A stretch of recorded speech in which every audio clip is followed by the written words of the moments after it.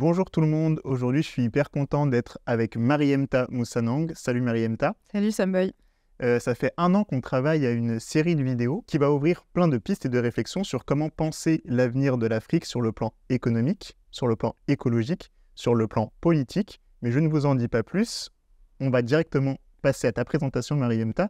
Qui es-tu ? Je m'appelle Mariemta Moussanang, je suis franco-tchadienne, je suis productrice et réalisatrice du podcast Afrotopic, qui est un podcast indépendant que je développe depuis maintenant 4 ans. Et c'est un podcast documentaire avec lequel je vais à la rencontre de chercheurs, d'intellectuels, de bâtisseurs d'alternatives qui nous permettent de comprendre les grandes questions contemporaines, des grands enjeux politiques, économiques, anthropologiques, philosophiques, écologiques, depuis la perspective des Suds en général et des mondes africains en particulier. Récemment, j'ai également produit une série de podcasts pour l'École normale supérieure. Ça s'appelle Modernité africaine. Je vous invite à aller l'écouter parce qu'il est vraiment très très bien. On va aller écouter ça. Je travaille depuis 10 ans maintenant entre le continent africain et la France, Paris principalement. Mais ça m'a amené à vivre, à travailler, à monter des projets, des entreprises sur le continent depuis maintenant une dizaine d'années. Et par ailleurs, j'enseigne à Sciences Po, entre autres activités. Tu travailles donc depuis les mondes africains ou depuis les Suds.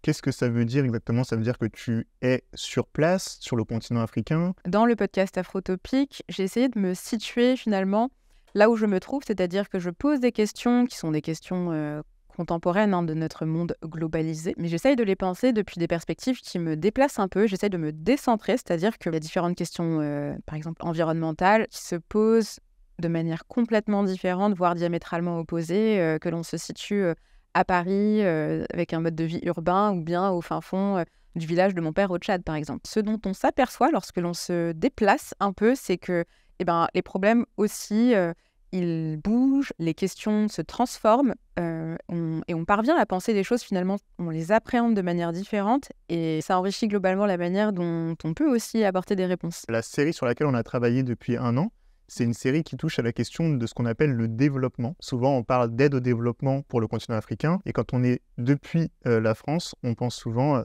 l'Afrique doit se développer. Il y a toujours un discours comme ça qui revient. Toi, l'idée de la série que tu as pensée, sur laquelle je t'ai accompagné, c'était justement porter une critique sur ce concept et cette manière de penser le développement. D'après toi, pourquoi c'était important ? La critique du développement, c'est pas nous qui la portons. Le projet de développement, le projet développementaliste, il a été critiqué au fond depuis sa naissance. C'est pas nouveau en fait d'apporter ce regard-là sur les choses. Mais ce qui, moi, me paraît en revanche nouveau depuis quelques dizaines d'années, ce qu'on appelle la crise écologique, en réalité, quand on le pense depuis d'autres espaces, on peut le percevoir comme au fond tout simplement la crise du modèle de développement occidental.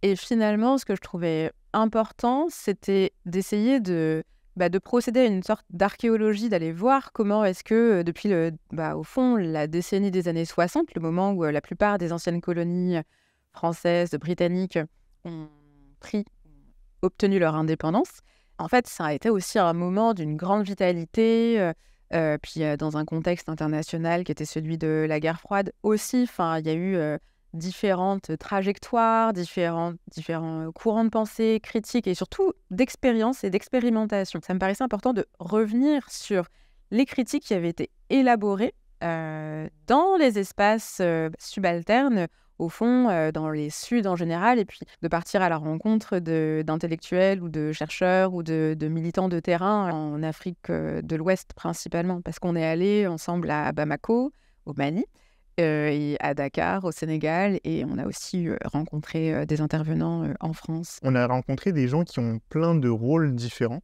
Est-ce que tu peux revenir sur pourquoi c'était important d'avoir une diversité aussi de profils ? On est parti à la rencontre d'économistes, de militants de terrain, de sociologues, d'anthropologues aussi. Je pense à Mariama Diallo. Aux économistes, je pense à Demba Moussa Dembélé, à Cherif Salif Sy, mais aussi des militants politiques très engagés comme Diallo Diop, ou bien même des personnes qui se sont engagées à la fois à la frontière entre la recherche, l'action de terrain. Je pense notamment à Emmanuel Ndione au Sénégal.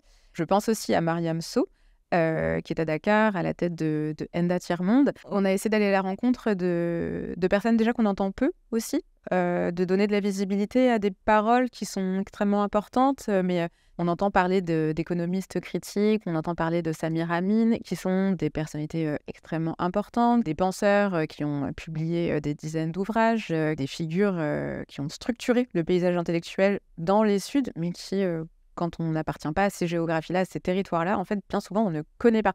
Donc, c'était aussi organiser la transmission entre différentes générations, la leur, la nôtre, pour nous outiller aussi, parce que leurs travaux sont importants et nous permettent de comprendre pas mal de choses. Ce qu'on a réussi à faire, je pense, avec cette série d'entretiens, on parvient à recomposer, à recoudre ensemble plusieurs éléments qui nous donnent quelques prises, peut-être pour recomposer aujourd'hui à la lumière des nouvelles connaissances qui sont les nôtres sur l'étendue des dégâts. C'est vrai. Du développement qui nous a été imposé. Et voilà, mais en fait, mais ce qui est super d'une certaine manière, c'est que voilà, cette critique, elle est partagée par tous aujourd'hui, toutes et tous, et qu'en revanche, voilà, ça nous donne des éléments pour nous engager dans la construction d'autres choses et de la proposition d'autres choses et de la formuler dans nos mots à partir de nos espaces et des outils qu'on a à notre disposition.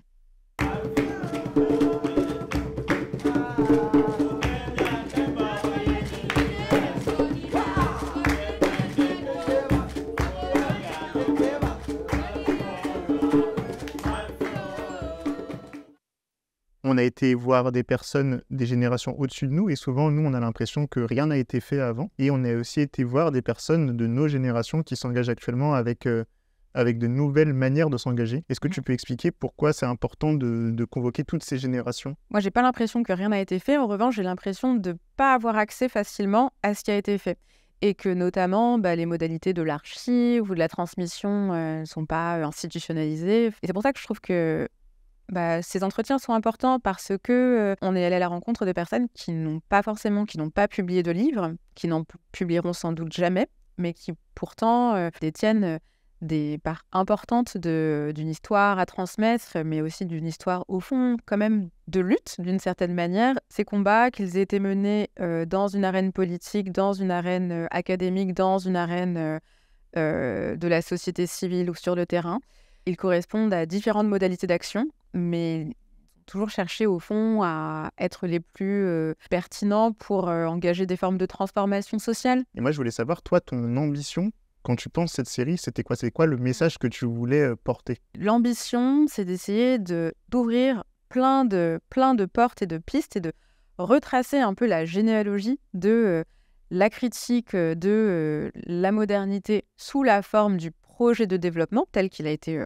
projeté sur l'Afrique avec toutes les institutions et les dispositifs économiques notamment qui le produisent en fait, qui du moins tentent de produire depuis maintenant plus de 60 ans. Ce que j'ai cherché à faire, c'était de voir finalement ce qui se passait, comment est-ce qu'on pouvait comprendre la crise du modèle ici au Nord, à partir des espaces des Suds, des espaces subalternisés qui ont été confrontés le plus brutalement, le plus violemment à l'imposition d'un modèle, de normes, et qui sont encore toujours dedans, alors que tout s'écroule en même temps. Et ça me paraissait important de revenir sur des pistes de réflexion et de pratiques qui avaient été ouvertes dans des moments qui, je pense, étaient des moments d'une possibilité, en fait. Il y a quand même eu les années 60-70, un peu quand même une époque où, que ce soit les révoltes estudiantines, parce qu'elles ont eu lieu aussi au Sénégal, mais avec l'alliance des grèves des étudiants. En fait, il s'est passé des choses qui n'étaient pas codées dans les coordonnées habituelles, traditionnelles, qui correspondent à la grammaire politique des pays européens, de sociétés salariales, mais qui étaient un peu pensées différemment. Et notamment, ce que je trouve très très important, c'est que ce qui s'est dessiné très tôt, c'était une réflexion sur la paysannerie.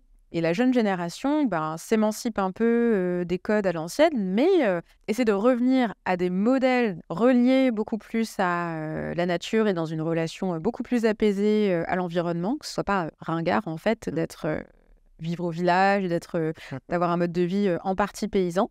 Et qu'au fond, ce sont les mêmes réflexions qui circulent parce qu'en fait, ce à quoi on fait face, c'est plutôt à la crise d'un modèle qui est beaucoup plus global. C'est pas une crise écologique, en fait. C'est un modèle politique, économique et social, environnemental. En fait, simplement correspond à une société industrielle. Et les sociétés, en fait, africaines ont des choses à nous dire sur sur ça. Et on pensait ces choses-là, peut-être avant les sociétés européennes. Et qu'est-ce qui, pour toi, est la force de cette série qui fait que les gens qui regardent cette vidéo devraient aller la regarder? Moi, déjà, j'ai eu beaucoup de plaisir à aller à la rencontre de ces chercheurs, de ces chercheuses, de ces militants de terrain. D'une part, parce que j'ai appris beaucoup. Quand on s'intéresse au continent africain, en fait, on pense aussi le reste du monde. C'est très fécond et surtout, je trouve que moi en tout cas, me parle beaucoup sur le continent africain, c'est que quand on prend véritablement la mesure de la faillite du modèle industriel, de développement, de la modernité occidentale, on s'aperçoit que les sociétés qui ont le mieux résisté et qui ont le plus d'appui sur lesquelles poser les premières briques d'autre chose, et puis qu'en fait, peut-être même les premières briques, elles sont déjà là. Ça produit une sorte de révolution du regard.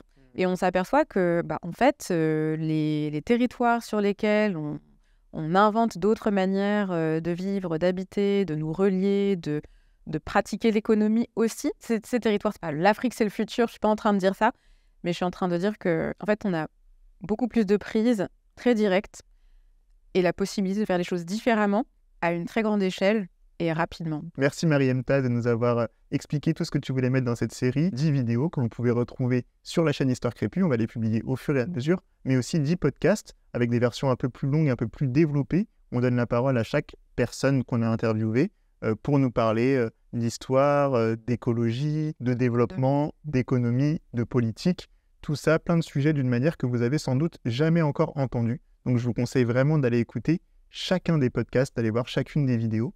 Merci encore d'avoir été avec nous aujourd'hui et à bientôt sur la chaîne Histoire Crépue. Ciao, ciao, ciao.